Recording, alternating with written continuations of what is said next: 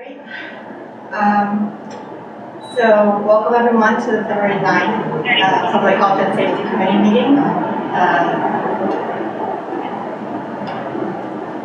First up, I'm going to introduce everybody. I'm Jean Borat, chair of the committee. We have Cindy Rickards here, and Mike Samuelson, members, and then Mayor Andrew Deutsch, Chief John String, Public Works Director Jeff Alden, Borough Manager Matt West, and Assistant Borough Manager Scargill, and we have Rebecca Stark from the PAC. Again, I want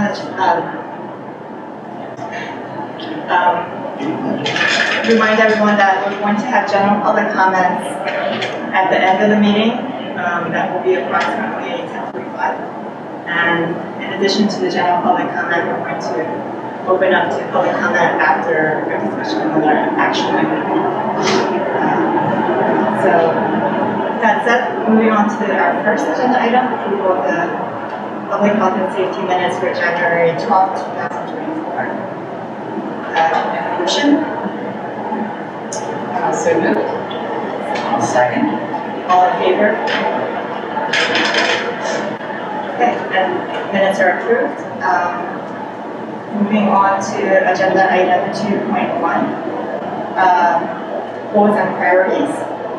I actually don't have, I know we're waiting for to meet as a full council to set priorities and goals, so I'm going to table this item. So I think it's just good to have it on the agenda for us to keep it in the forefront. If there's nothing for us to discuss about it, we can just move on. Do I need a second? No, there's no action. It's just for discussion. And then moving on to agenda item 2.2, which is pedestrian accessibility. So we put on this agenda because I know there's some recent public concern about the expanded Lower High School expanded walk zone, which expands from 1 mile to 1.5 miles. And we have a lot of other plans going on right now with the Lowering and Narberth Active Transportation Plan. So I just wanted to bring it forward as a discussion item to talk about in terms of ideas that the committee members might have, are there ways to mitigate some of the adverse effects that we might see from increased traffic and congestion that are going through our major streets? Are there ways we can collaborate with the school district and the township to incentivize walking and biking and all of those things, addressing certain intersection issues? So I just wanted to open it up. So I think we talked last time about my reaching out to the school district about the pedestrian walk zone. I did send an email, and then we got approval from council for me to do that as the liaison. So I did email the head of the school board last week to suggest that I act as a liaison and to hopefully be able to work with folks in the school district to figure things out. One of the ideas I thought about is whether we could come up with sort of a preferred path to get from here over there so that, we can sort of perhaps have all the students try to at least get onto a single route, which would make an ease for perhaps, police enforcement, et cetera, or during the morning and afternoon. And particularly about potentially having a crossing guard somewhere along Montgomery so that there would be one intersection getting across Montgomery to Lower Marion where we'd have a crossing guard and have that preferred path to go over there. So I threw all those ideas out there. I haven't heard anything back from Ms. Saltner yet, but I did throw that in last week. I also encourage you to maybe also talk with Melanie Schaffmeister, who's on the Active Transportation Committee.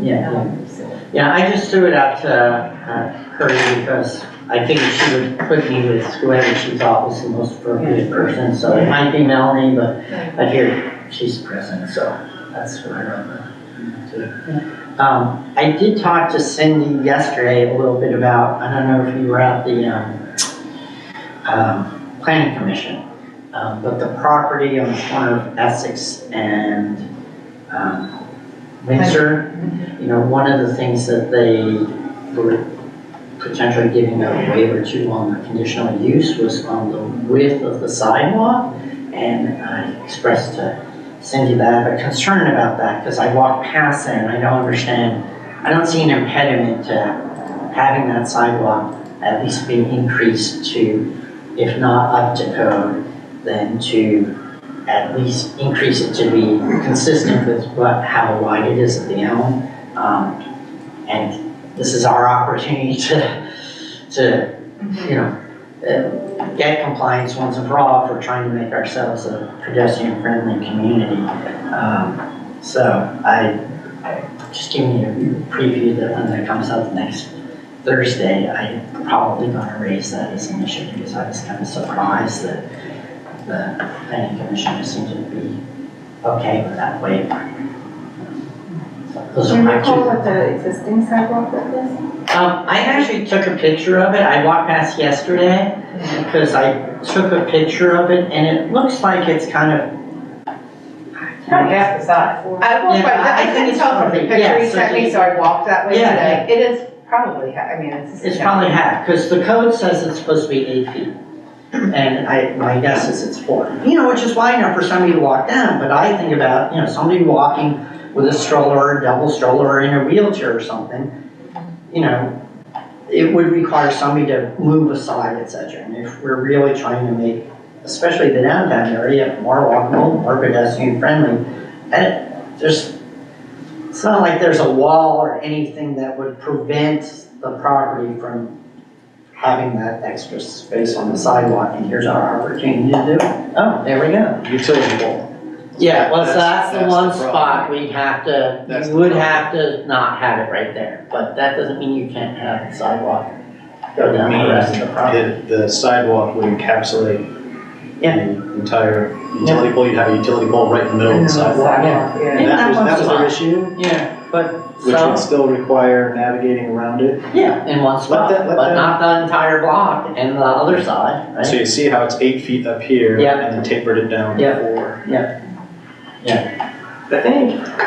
I think it's important to kind of take this property, you know, as the fact that they're kind of, it's not like they're fully developing the lot, whereas the island was fully developed. Right. So in those cases, it makes sense to have all the sidewalk replaced. So I think maybe they're recommending waiver in this case because it wasn't like brand new construction or they weren't, I mean, I know they're doing an addition in the parking lot, but they felt it was reasonable to grant a waiver because they're not really gonna be touching where the sidewalk is. The applicants will be in attendance on Thursday. Yeah. You can raise that and have they and their professionals address it. Because you can see that it was, you know, over here. and Yeah. it's- It can be done. Yeah, I'm sorry, just to go back to your comment real quickly on the path to supporting high school students to Lower Merion.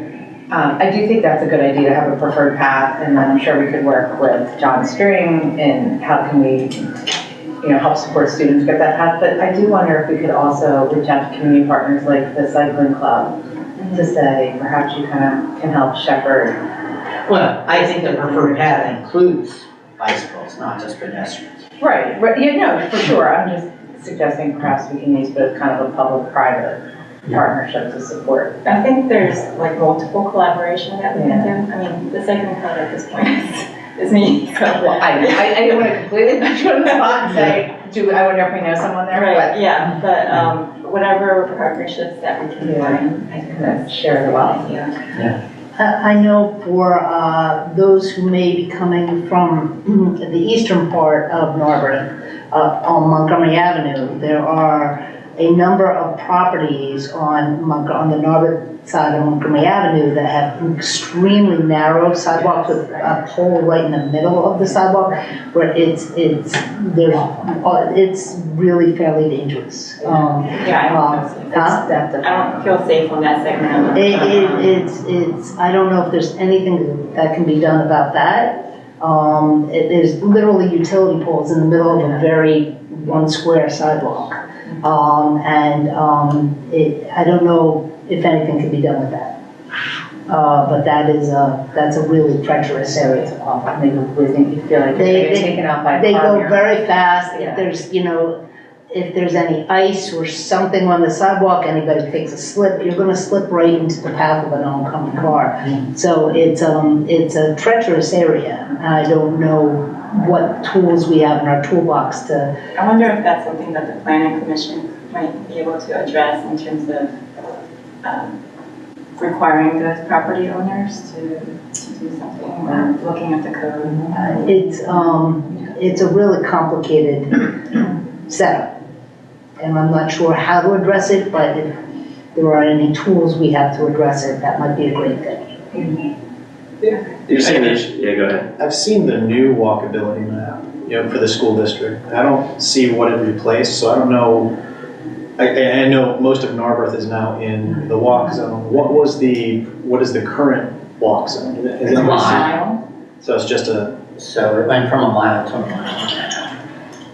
So it's pretty much all of Narberth now. Yeah. Yeah. They added a The irony is my street is not within the walk zone because I saw that. the way Shirley is, you have to go around the block. And it's not as the crow flies, it's actually based on walkability. walkability. And so because you have to go around the block to Haverford to come in, Shirley Road and Shirley Circle are not. You're 1.6. Yeah, yeah. I mean, literally the other side of the fence Right. is within the walk zone, but because there's no through street there, we're not. Right, but to your point, it's not just in Narberth, like it's right outside of Narberth too, like on the Wynwood side. Right. People are crossing Wynwood Road to get to, so Yeah. that's gonna add like a whole other, Yeah. commute. How many walkers are currently making the trek? I don't My know commute that time, number, but I'm I, usually right in through the borough, right, Yeah. 7:15 every day. the estimate the school board has given for new walkers, for the number of high school students affected by this is 500. So I would say affected versus walkers, Walking. because most of them are not gonna be walkers. No. It's putting transportation on the parents, or No, get your that- license and here's your car. Absolutely. That's, Lower Merritt. I said that at the last meeting, and you go over to Heridan High School, Oh, yeah, and it's, Every day. you can sit waiting to go down Ithan if you don't time it right for 20 minutes. And that's Right, commute the other that's way, my I see it. big fear is if we don't make walking and biking attractive, all we're gonna do is have a huge line of cars going down Wynwood Road and a huge line of cars going down Montgomery to drop those kids off. And that's gonna create a huge traffic problem. And to that point, I do think maybe we should consider doing traffic counts on some of the major roads like Narberth Avenue and Sabine Avenue, those roads. Was it you that had mentioned? Yes, I think it was you. Following up with our Iona traffic calming project, we should be tracking some data on what our the traffic volume is on our other streets, whether it's affected, and keeping an eye on that. So maybe we can identify like 4 or 5 streets to collect data both before and after September. I'm finding another 3-year ago map. Good to have you. Look at that. Speed traffic count deployment plan, Ah, which looks at all of the segments. I'll forward it to Chief String, talking about how we use the Your Speed signs, because it's a great transportation planning tool. But it's only as good as we deploy it and collect the data the same way scientifically as possible. Right? And so there's a way that I think that we can use it to start getting that data, but placing those signs up and collecting data for what? we have to benchmark it, we've got to, I'm not saying we shouldn't do it. I'm saying we need to do it as an entire system, and it's hard to make decisions based upon one snapshot of data collection. You have to see, to your point, I think you just said, pre-conditions, during conditions, after conditions. But if we don't have that benchmark to start, we won't know what the effect is. So I think maybe Chief String and I and Jeff can put our heads together and see if we can deploy those signs on some of those strategic segments ahead of it, because it goes into effect in the fall. Yeah. But, and we're going down a wormhole here. I will say, I obviously think we should be making evidence-based decisions, and those data are really important. However, what we've found time and time again is that there really is not a speed issue. That we collect those data, and generally people are doing the speed limit or a few miles per hour ahead, really maybe not even crossing the illegal threshold. It just feels too fast, because 25 feels very fast, and that there are other tools that we've talked about using, the 19 stormwater cutouts, the road traffic calming tools we have to make the roads feel more safe and calm. And I'm so glad, I mean, Jeff, you went through the training for the crime prevention environmental design. We have John String and his team to kind of collectively say, okay, there's the engineering, there's those data, then there's the boots on the ground experience and narrative, which are just as important. So I'm not saying don't collect the data, I don't have any reason to think it's going to be any different than the last few times we've done it, which demonstrate 25 feels too fast in our streets. And I think the concern is not about the speed, but about the volume. Yeah, I'm thinking more of a volume issue.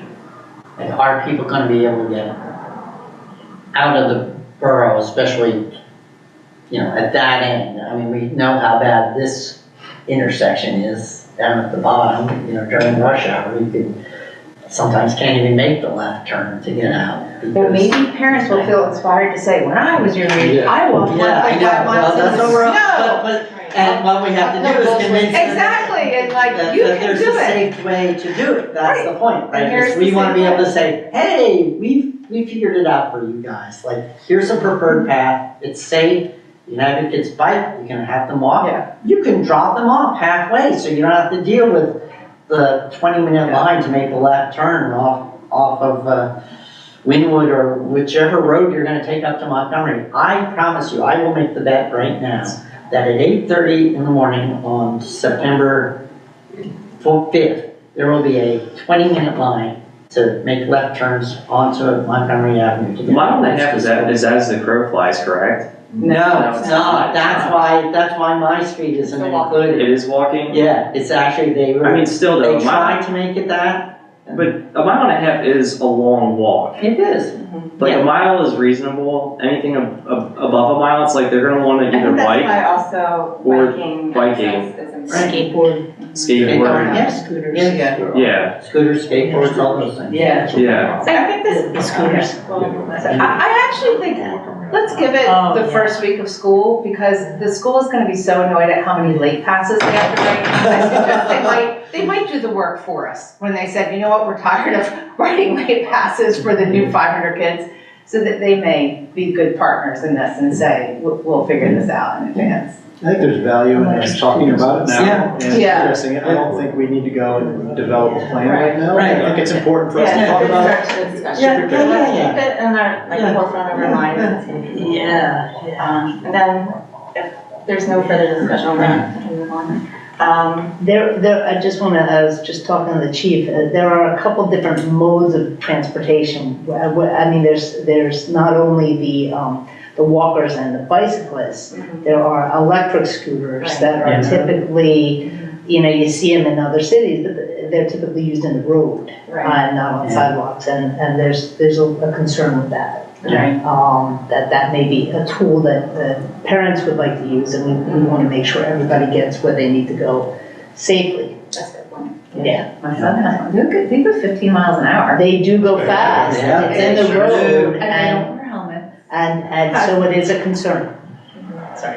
Yeah, you got the So- electric bikes too. Yeah. Moving on to agenda item 3.1, consideration of resolution 2024-02. amending rules and regulations pertaining to the available hours for the Narberth Park basketball court lights and the bathroom facilities. Can I get a motion? Sure, I'd like to move to approve the proposed resolution for the basketball courts and the use of the bathrooms in the Narberth Park. Second.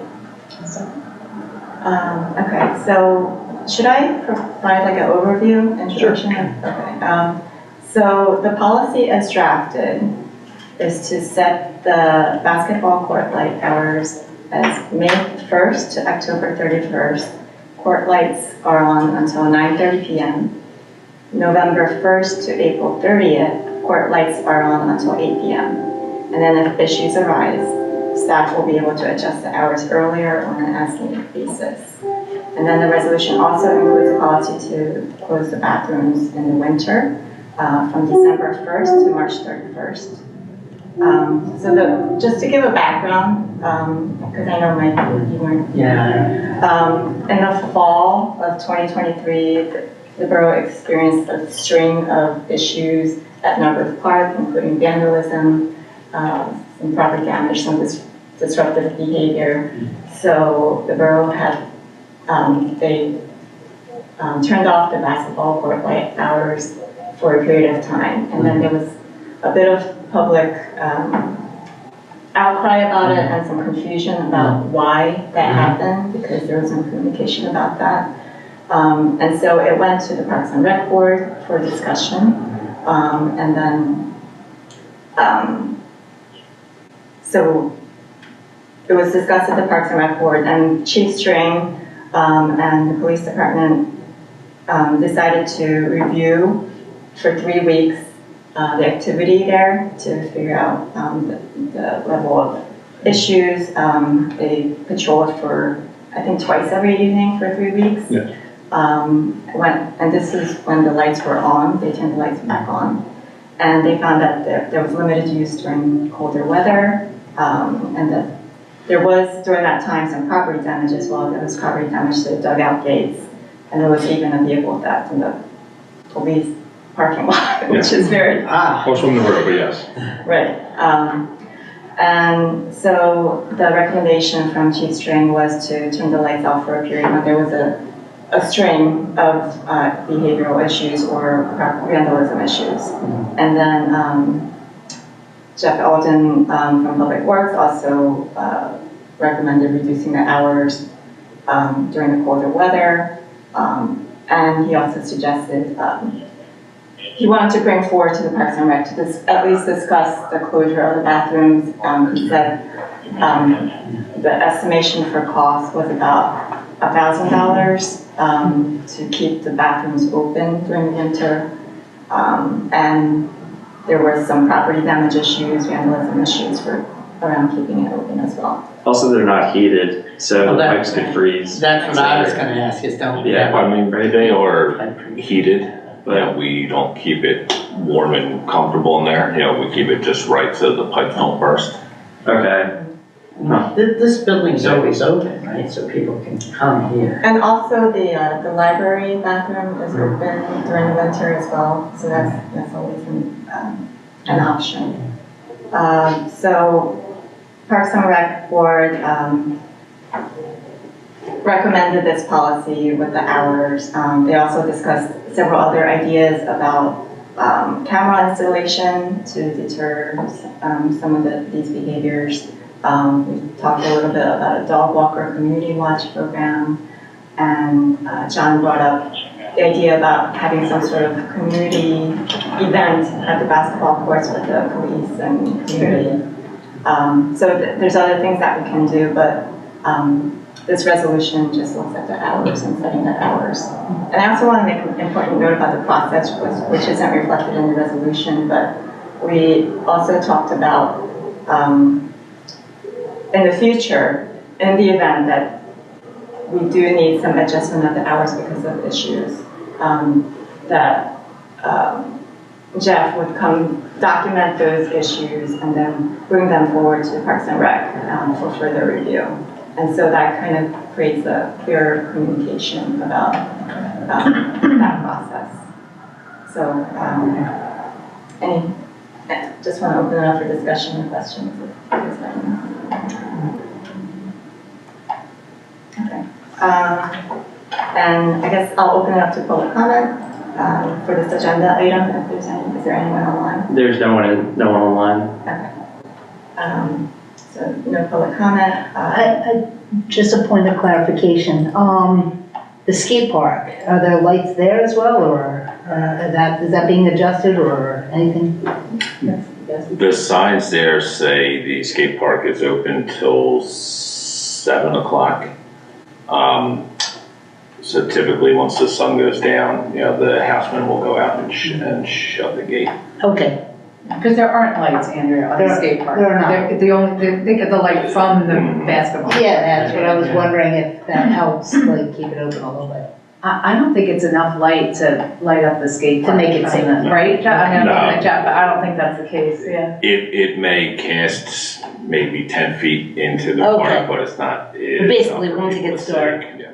It's done. Okay, And just to be clear, this committee is making a recommendation to move it to council consideration at their meeting next Thursday. That's when it will become an official adopted resolution. Right. So I guess I'll call for a vote to move this forward to the full council for consideration for approval.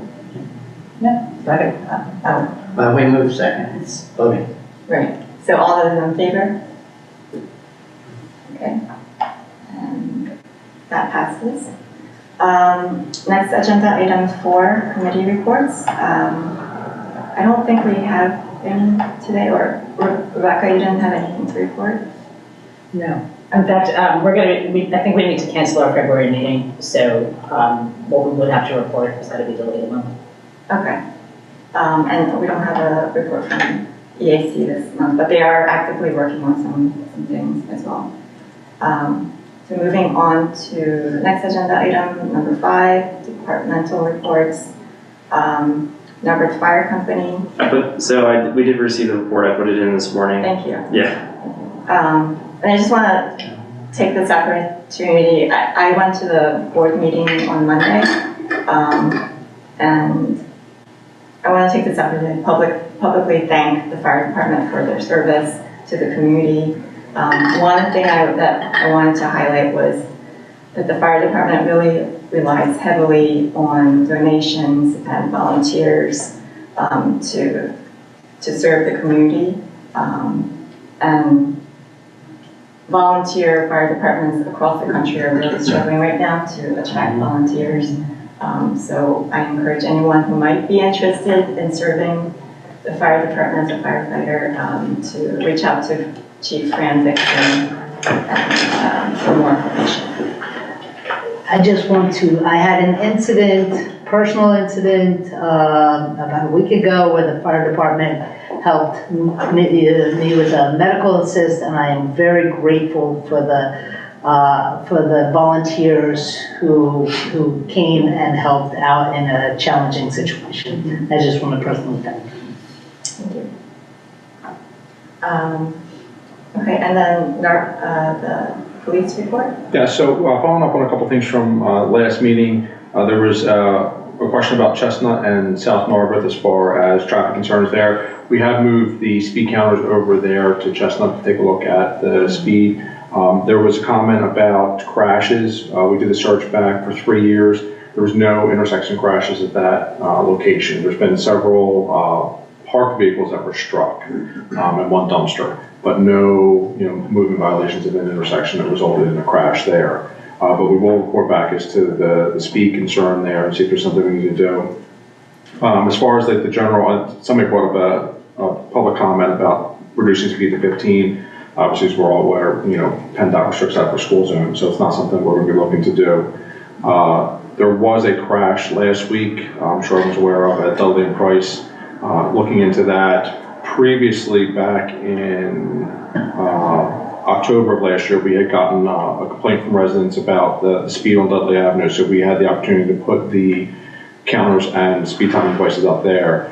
It just so happens right off from that intersection, the average speed was 17.9. So, I mean, our speeds are still low. At the intersection there for Dudley, there is a indicator in addition to the stop sign that the cross traffic does not stop as well, trying to provide a little bit extra emphasis, I guess, to, hey, you need to use a little bit of caution. It seems that unfortunately, the driver that was driving disregarded, the stop sign and the additional sign, and, it was the cause of the crash. But it doesn't appear that, as far as a traffic control engineering aspect, that there's something there that, could have, the sightlines were clear, adequate signage. It was just a driver's inattentiveness. So, we're continuing to focus on that ROI because that has been a complaint as far as, stop sign violations. So, officers are going out on a daily basis and, enforcing stop signs across the borough in addition to school buses.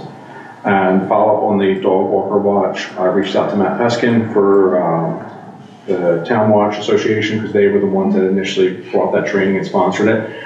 They've pushed that off onto police departments. So I'm trying to find something like the material that we can put it together. So it shouldn't be an issue as far as resources. I'm just trying to look to get that material so we're not reinventing the wheel. But he said he would participate, but they're not going to put on the training program like they had in the past. Good. Do you agree with that that's a good idea to have citizens empowered with their dogs walking and policing? I mean, I personally have concerns and questions about that.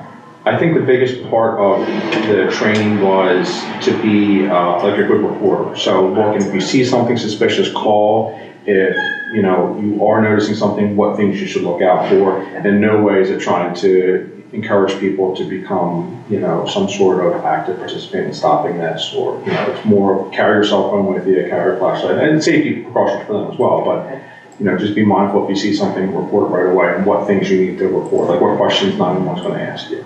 Okay, and you would obviously identify if this is a program you believe in, oh, this is a neighbor that would be appropriate for this role, versus this is a neighbor I've concerned is going to be empowered and a vigilante justice and perhaps see themselves as not a caller, but you're the expert, I'm going to defer to you. I have great concerns about that and hope that I think that's why it's important to have a training program. Right. Okay, and that the chief identifies, this is someone who would be appropriate, this is someone who I do not trust will listen. You can have a training program.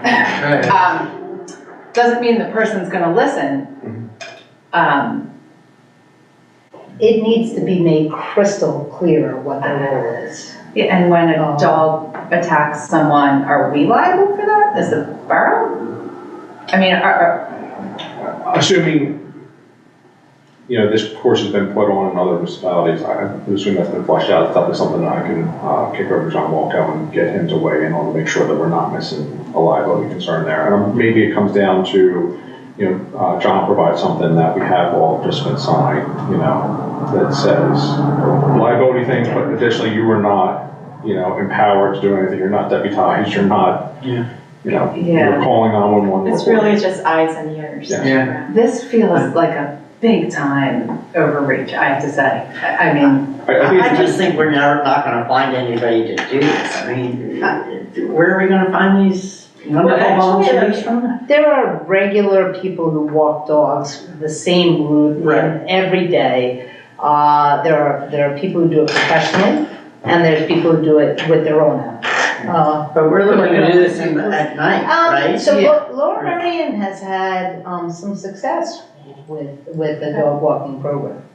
But I totally agree that you've got to make sure that they don't feel empowered to do things that they're not supposed to be doing.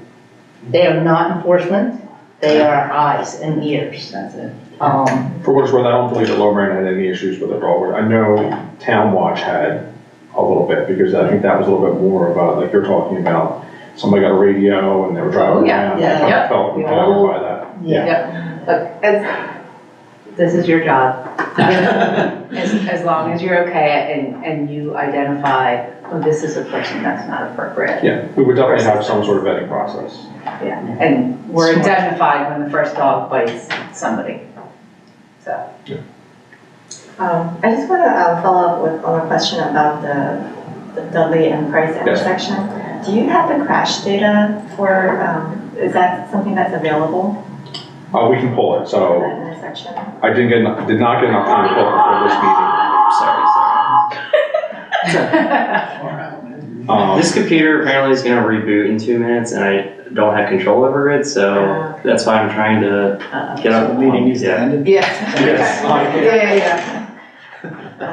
I'll follow up with an email on that and then be prepared to present and speak to it at the next meeting. I can give you all the crash data, but I don't, it's nothing substantial there. Okay. Any sense that it was an inattentive driver, somebody on the phone? There was no indication that they didn't admit to that. They did indicate that, they were not clearly paying attention to the cross traffic. So I have talked to residents where they see people roll through that stop sign all the time. Do you think adding like a flashing light would be helpful? No? Because I mean, Does that ever help? I don't know. I mean, people roll unfortunately, through stop signs, like, I think it's something. I that- see it every day in Haverford and Iona walking down to the train. Yeah. Like, they roll through that I Haverford stop sign most days. I heard so many comments from the public. about So that. many different things calling for attention. Yeah. The radio, and, phone, everything. Yeah. Maybe we could do a campaign to like stay off the phone, pay attention, but I don't know how much that helps. Yeah. But to your point, if we follow up, I mean, Iona, so we still have the stormwater Yeah. cutouts for traffic calming, and then we were going to follow up on that and say, how do we use traffic calming tools to force you to slow down because the road narrows or whatnot? I mean, perhaps. Yeah, the best thing about Haverford is people are parked on Haverford and Yeah. literally,